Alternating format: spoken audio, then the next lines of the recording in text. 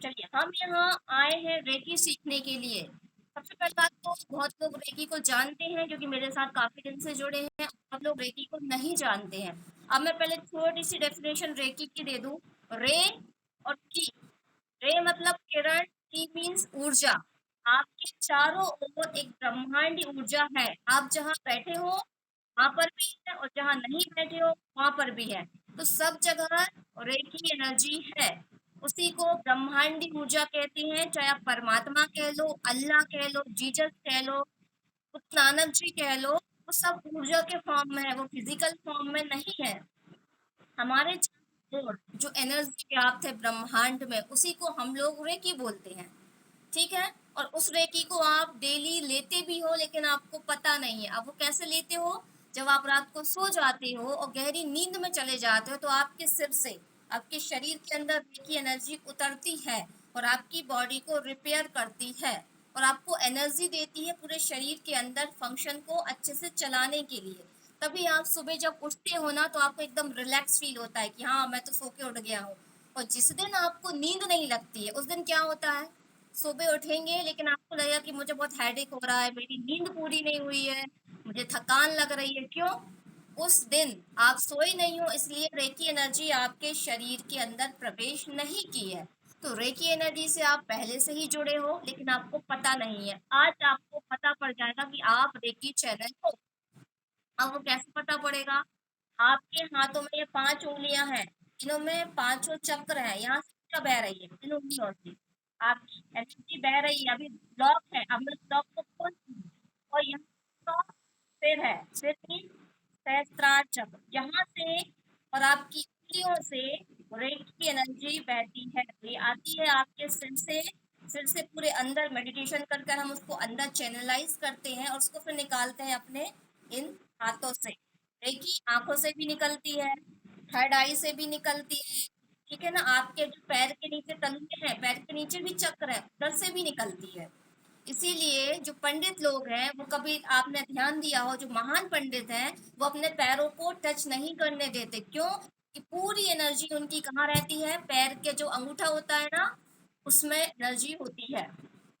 उसमें एनर्जी होती है। आप जब उसको टच करोगे ना, तो उनकी एनर्जी आप में ट्रांसफर हो जाएगी, आपकी एनर्जी उनके अंदर चली जाएगी। इसलिए वो लोग पैरों को टच नहीं करते, बोलते ठीक है बेटा, ठीक है, आशीर्वाद आशीर्वाद। पैर को तो छुपा के बैठते हैं ऐसे ही। अंगूठा ऐसे छुपा लेंगे, फिर इस तरीके से बैठेंगे कि आपको ये पोर्शन मिलेगा उनकी पैरों का। ये अंगूठा टच नहीं कराते। वो जो जानकार होते हैं ना, वो कभी नहीं कराते, क्योंकि आपकी तो नेगेटिव एनर्जी है, वो उनके अंदर चली जाती है, उनकी पॉजिटिव एनर्जी आपके अंदर आ जाती है, ट्रांसफर होती है एनर्जी। तो ये हो गया एनर्जी का रूल। अब बात ये आती है कि सबसे पहले रेकी एनर्जी को हम फील कैसे करें। अब फील कैसे करेंगे? सारे लोग मोबाइल को सामने रखें और दोनों हाथों को ऐसे रब करें। रब करें, हाथों को अच्छे से गर्म कर लें।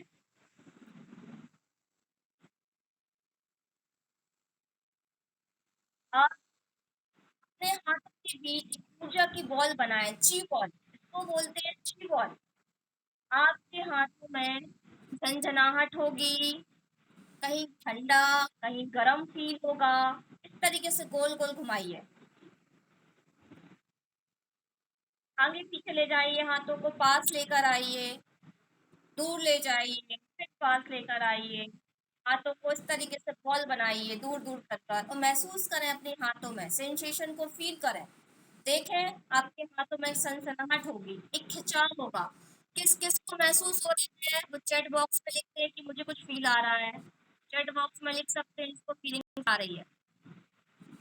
जिसको नहीं आ रही, वो फिर से हाथों को रब करें, ताली बजा सकते हैं, रब कर सकते हैं, उसके बाद फिर एक्सरसाइज करें।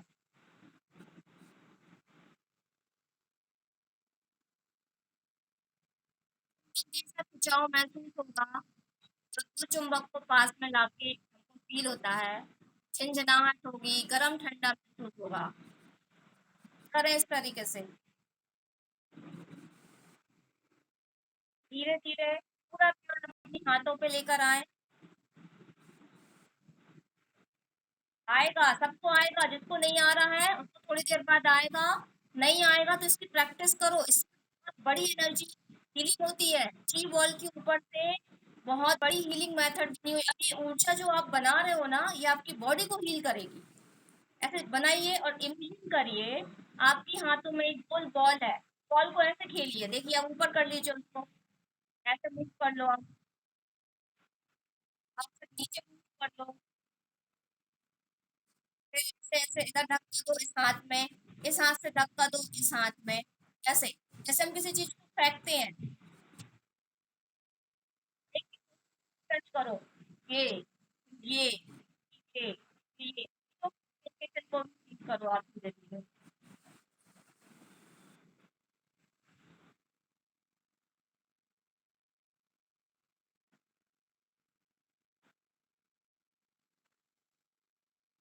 समझ में आ गया? पहले तो आपकी ऊर्जा को महसूस करना है, ये ची बॉल को आपको महसूस करना है। सबसे पहली एक्सरसाइज आपको यही करनी है बहुत अच्छे से। ची बॉल बनाना डेली 5 से 10 मिनट। अब ये बॉल बना ली, अब इसको अपने इसको फेंकना नहीं है, डिस्ट्रॉय हो जाएगी एनर्जी। अब इसको क्या करना है, अपने अंदर ले लो। जहां पर भी दर्द है देखो, बॉल को अपने शरीर के अंदर प्रवेश कर रही है। व्हाइट लाइट आपके शरीर में सिर के अंदर चली गई है, ठीक है ना? ये आप अपने अंदर ले लेना। सब लोगों ने सेंसिटिव फील कर लिया, अंदर ले लिया, ठीक है। और यदि आप फील करना है तो हाथों को दूर ले जाओ, दूर ले जाओ हाथों को, धीरे धीरे ऐसे करके लाओ, तितली बटरफ्लाई बन के हाथों को पास लाओ। यहाँ देखो, आपके हाथ भारी हो गए, काफी भारी हो जाएंगे, पीछे ले जाओ धीरे धीरे करके। ऐसे करते करते एक जगह आएगा जहां आपका हाथ रुक जाएगा, यहाँ आपकी एनर्जी है। इस तरीके से भी आप फील कर सकते हैं। ये 2 तरीके मैंने बता दिए एनर्जी को फील करने के, ठीक है? आपको समझ आ गया होगा। अब बात आती है कि ये जो एनर्जी आपने भेजी वो गई कहाँ? वो आपके ऑरा में गई। अब आपके चारों ओर एक सुरक्षा कवच है, एक सुरक्षा कवच है जिसे ऑरा बोलते हैं। ये देखिए, आपको तो दिख रही है सभी को, दिख रही है ना? ये व्यक्ति जो है वो स्वस्थ है, इसके चार पीछे जो एनर्जी का सर्कल देखो गोल गोल बना हुआ है एकदम प्रॉपर तरीके से। और ये व्यक्ति बीमार है। अब इसका ऑर्गन देखिए अच्छे से नहीं है, टूटा फूटा है, और इसके हार्ट में ग्रीन ग्रीन कुछ दिख रहा है। ये एक बंदा है जिसका ऑर्गन अच्छा दिख रहा है, ये स्वस्थ है और ये बीमार है। तो ये आपका आभा मंडल है जिसको डार्क कैमरे से हम चेक कर सकते हैं। ये तो हो गया इंसानों का ऑरा। अब देखिए आपकी निर्जीव वस्तु का भी ऑरा। देखिए पेन को पहले आपने चार्ज नहीं किया तो ये ऐसा है, उसको चार्ज कर लिया तो वो ग्रीन हो गया। पानी को पहले ऐसा था जब वो आपने चार्ज नहीं किया था, रेकी से चार्ज कर लिया तो उसका ऑरा बदल गया। तो इंसान के साथ साथ आपके पास जो चीजें हैं, टेबल कुर्सी पानी खाना पेन, सब में एनर्जी है। और जब आप अच्छी एनर्जी देते हैं तो उनका ऑरा चेंज हो जाता है, ये साइंस ने प्रूव कर दिया है। और इतना ही नहीं, आपके पैरों में आने वाली प्रॉब्लम डार्क कैमरा से पता किया जा सकता। रेड रेड दिख रहे हैं, इस कलर से हमको पता पड़ जाता है कि आने वाली फ्यूचर में आपको कौन सी बीमारी होने वाली है। ये सारी रीडिंग्स हम निकाल सकते हैं ऑरा स्कैनिंग से। ऑरा आपका सब कुछ बता देता है। आप कमजोर हो, नेगेटिव हो, आपका ऑरा कम होगा। और जो बंदा पॉजिटिव होता है, कॉन्फिडेंट होता है, उसका ऑरा बढ़ा रहता है। ऑरा मीन्स आपके बाहर की लेयर, ये आपका सुरक्षा गार्ड है।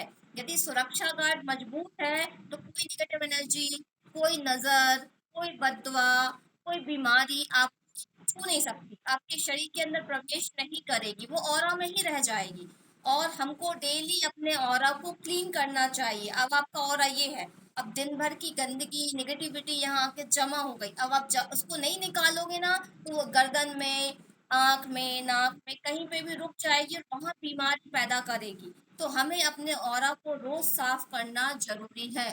छोटे छोटे तरीके हैं, नमक, नमक को आप ऐसे उतारिए और पानी में खा दीजिए तो भी आपका ऑरा साफ हो जाएगा। नहीं तो एक टब लीजिए, उसमें एक मुट्ठी सेंधा नमक डालिए और पैर के पंजों को ऐसे डुबो के टब में बैठ जाइए। पैर के पंजों से नीचे से सारी निगेटिविटी आपकी पानी में चली जाएगी। नहीं तो रेकी शक्ति को बुलाइए, क्राउन चक्र से सावर लीजिए व्हाइट कलर की, हे रेकी शक्ति मुझे शुद्ध करो, मेरे आभा मंडल को शुद्ध करो, शुद्ध करो, शुद्ध करो। तो पूरी ब्लैक एनर्जी निकलकर धरती में समा जाएगी। इसको बोलते हैं ग्राउंडिंग। ग्राउंडिंग करनी बहुत जरूरी है कि हम कितना नेगेटिव सोचते हैं, लोगों के संपर्क में आते हैं, बाहर का वातावरण भी नेगेटिव है, तो दिन में एक बार 10 से 15 मिनट की ग्राउंडिंग करें। धरती पर पैर रखें और बोलें, हे रेकी माँ मेरी सारी नेगेटिविटी को बाहर निकाल दो, धरती में समाहित कर दो, और आपकी एनर्जी सारी धरती में चली जाए।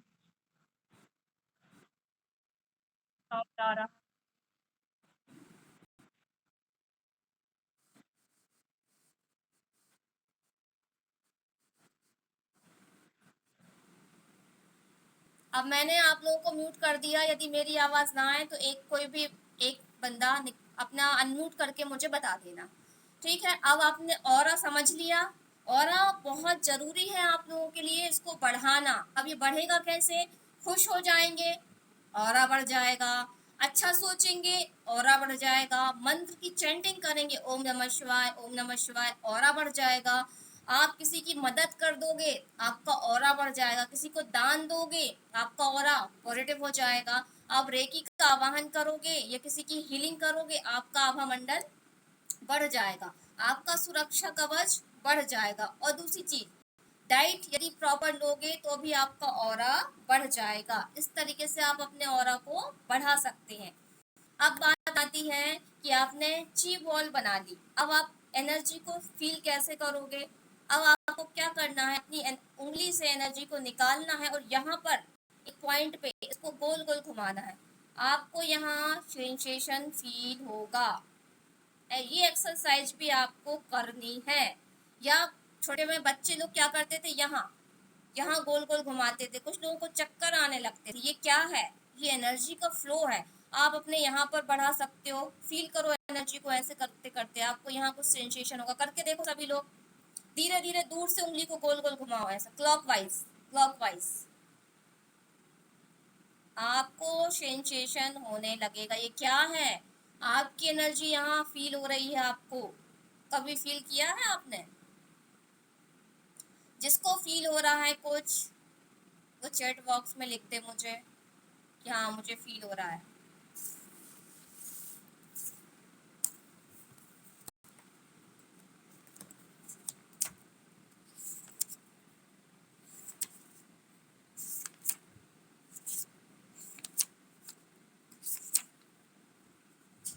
अब हम थोड़ा सा रेकी की हिस्ट्री को जानेंगे। आप लोग सब रेकी चैनल बनने जा रहे हो, तो रेकी कहाँ से आई है ये तो आपको पता होना चाहिए ना।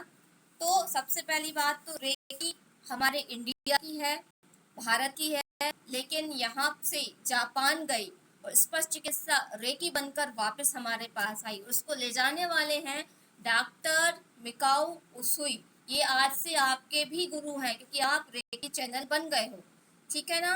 तो मिकाओ उसुई जी की फोटो मैं आपको दिखा दूं, ये आपके भी गुरु हैं। इनकी फोटो आपके पास होनी चाहिए। देखिए,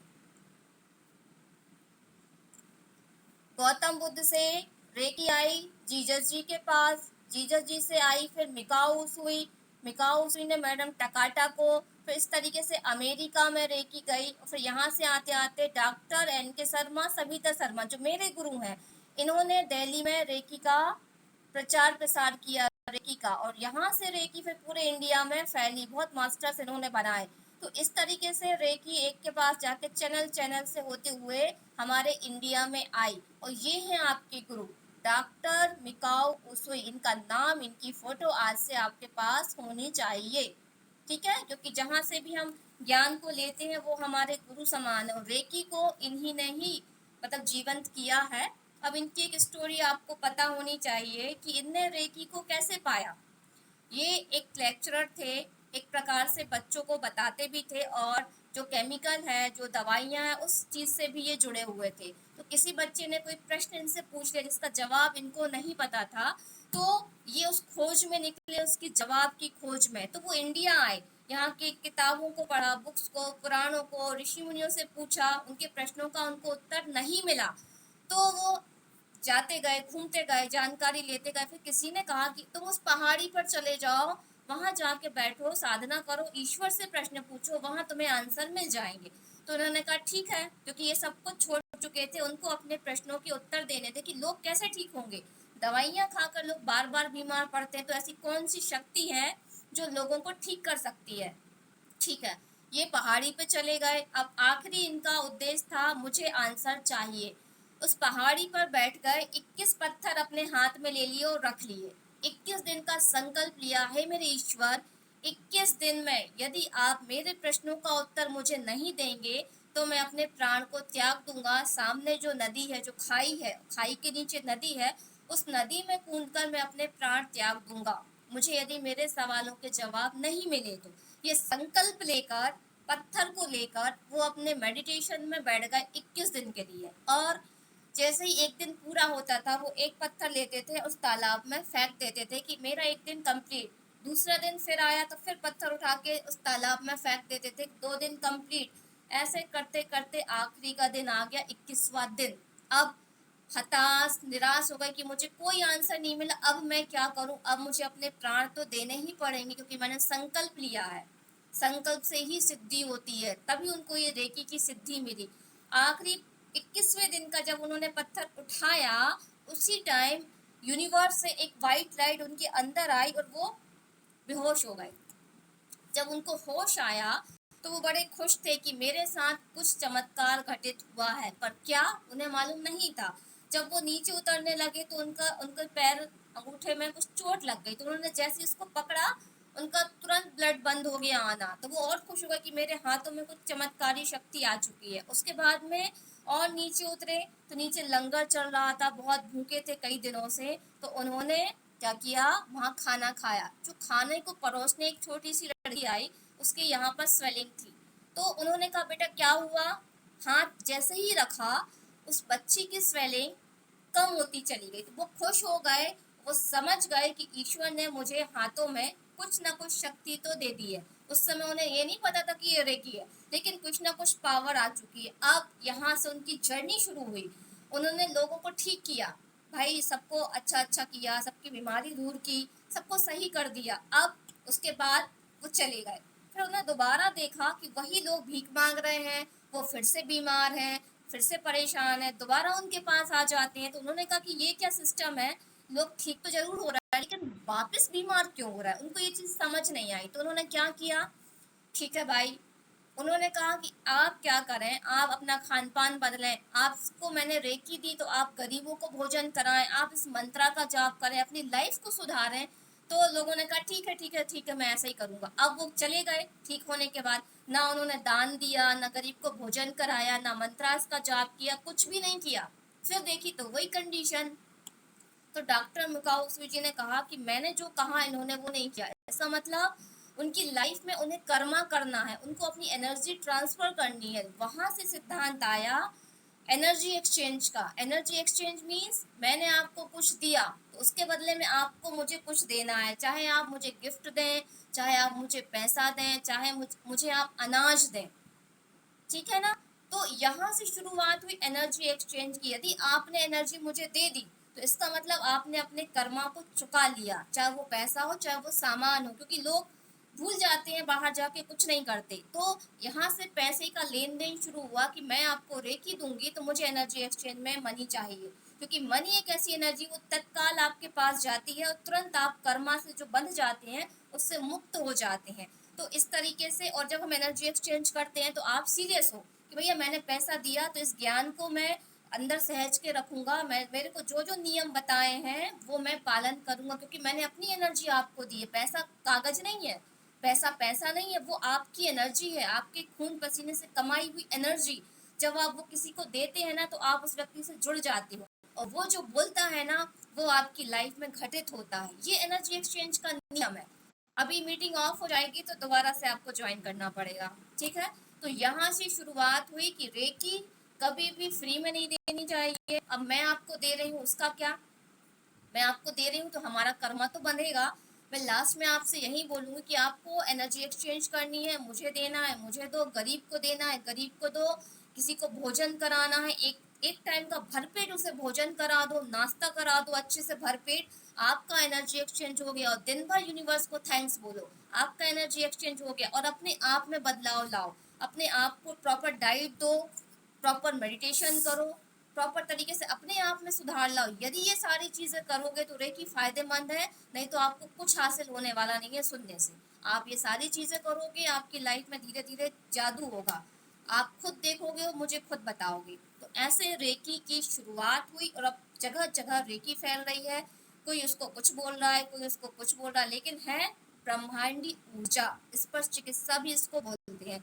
तो यहाँ से शुरुआत हो गई है रेकी की, और यजुर्वेद में भी रेकी का जिक्र है। आप चाहें तो यजुर्वेद के पीडीएफ को पढ़ सकते हैं, ठीक है। यहाँ हमारे वेदों में भी इसकी जिक्र है। अब बात आती है, अब आप रेकी चैनल बनने जा रहे हो, आपको 5 सिद्धांत लाइफ में अप्लाई करना है। कौन से 5 सिद्धांत? पहला, मैं आज के दिन क्रोध नहीं करूंगा, मैं आज के दिन चिंता नहीं करूंगा, मैं आज के दिन हर काम ईमानदारी से करूंगा, मैं आज के दिन सबके लिए करुणा, और आज के दिन में सबके लिए आभार। आभार देना, जो भी व्यक्ति आपको मिले, गाली भी दे तो आप उसको थैंक्स बोलो, उसको कुछ मत बोलो उसने गाली दी हो, कि वो उसके कर्म है, आप अपने कर्म को नहीं बिगाड़ोगे, आप किसी की बुराई नहीं करोगे। चिंता नहीं करनी कल क्या होगा, कल का कल देखेंगे, कल अच्छा होगा। आज अच्छा है तो कल तो अच्छा ही होने वाला है ना, तो सिर्फ आज की चिंता भी नहीं करनी। जो हो रहा है यूनिवर्स की मर्जी से, और आप एक्सेप्ट करो। आपकी लाइफ में कोई भी प्रॉब्लम है उसको एक्सेप्ट कर लो, लेकिन रेकी करो। अपनी विश मांगो ईश्वर से कि ईश्वर मुझे इस लायक बनाओ कि मैं लाखों रुपए कमा सकूं, और जब मैं पैसे कमाऊंगा तो उसका आधा भाग मैं गरीबों की सेवा में लगाऊंगा, आधा भाग मैं उपयोग करूंगा, जिसको जरूरत होगी मैं उसको दूंगा। अपनी बात भी मानो, मंगो ईश्वर से, बोलो मुझे ये चाहिए। और दूसरे तरीके से आप चिंता नहीं करें, जो भी होगा आपके कर्मा के हिसाब से ही होगा। आपकी लाइफ में प्रॉब्लम है तो वो आपने मांगी है, ईश्वर ने नहीं दी है। आपने कुछ पिछले जन्म में गलत काम किए थे, वो आपके सामने आ गया आज, तो वो आपको मानना पड़ेगा, उसको एक्सेप्ट करना पड़ेगा। चाहे आप दुखी हो जाए, कुछ भी हो जाए, लेकिन आपको मानना पड़ेगा। जब जिस दिन हम लॉ ऑफ कर्मा सीखेंगे, उस दिन आपको पूरी लाइफ समझ में आ जाएगी कि हमारी लाइफ चलती कैसे है। और हम इतने परेशान होते, ये इंसान ने ऐसा बोल दिया, हमारे फैमिली मेंबर हमें छोड़ के चले गए, हमारा बच्चा 5 साल का था वो खत्म हो गया, भगवान ने ऐसा किया वैसा किया, हम कितना कुछ बोल देते हैं भगवान को। जिस दिन आप लॉ ऑफ कर्मा को समझ गए ना, उस दिन आप इतनी सी भी शिकायत नहीं करेंगे। वो कहेंगे कि अरे ऐसा होना था, इससे तो ज्यादा बुरा होना था, भगवान ने तो इतना सा बुरा किया मेरा।